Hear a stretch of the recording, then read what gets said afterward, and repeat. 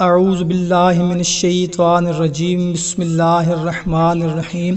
السلام علیکم بھائیوں اور بہنوں، امید ہے آپ سب لوگ اللہ تعالیٰ کے فضل و کرم سے خیریت سے ہوں گے۔ بھائیوں اور بہنوں، آج کل ہر گھر میں کوئی نہ کوئی پریشانی ضرور ہے۔ ہر گھر میں کوئی نہ کوئی بندہ یا تو بیمار ہے، یا قرض دار ہے، یا رزق کی وجہ سے پریشان ہے، یا بچیوں کی شادی کی وجہ سے پریشان ہے، یا لڑائی جھگڑے کی وجہ سے پریشان ہے۔ ہر گھر میں کوئی نہ کوئی مسئلہ، کوئی نہ کوئی پرابلم ضرور ہے۔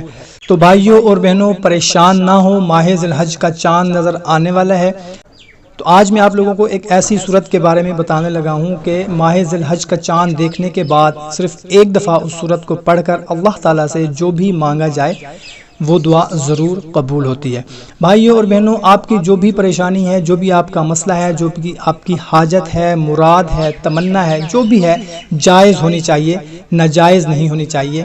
اور اس عمل کو آپ نے یقین کامل کے ساتھ اگر کر لیا تو انشاءاللہ تعالیٰ آپ دیکھیں گے کہ بہت جلد ہی آپ کی پریشانی دور ہو جائے گی اور آپ کی حاجت پوری ہو جائے گی۔ کرنا آپ نے یہ ہے کہ جب آپ مغرب کی نماز ادا کریں گے، مغرب کی نماز ادا کرنے کے بعد آپ نے چاند دیکھنا ہے۔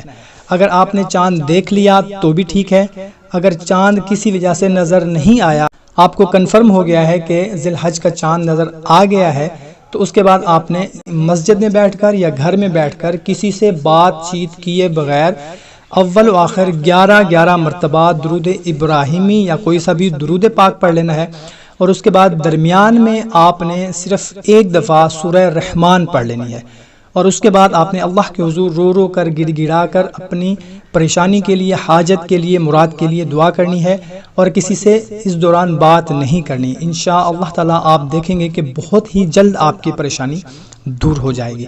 تو جو بھی عمل کریں، جو بھی وظیفہ کریں تو یقین کامل کے ساتھ کیا کریں، کیونکہ اگر شک کے ساتھ کریں گے تو اس کا فائدہ نہیں ہوگا۔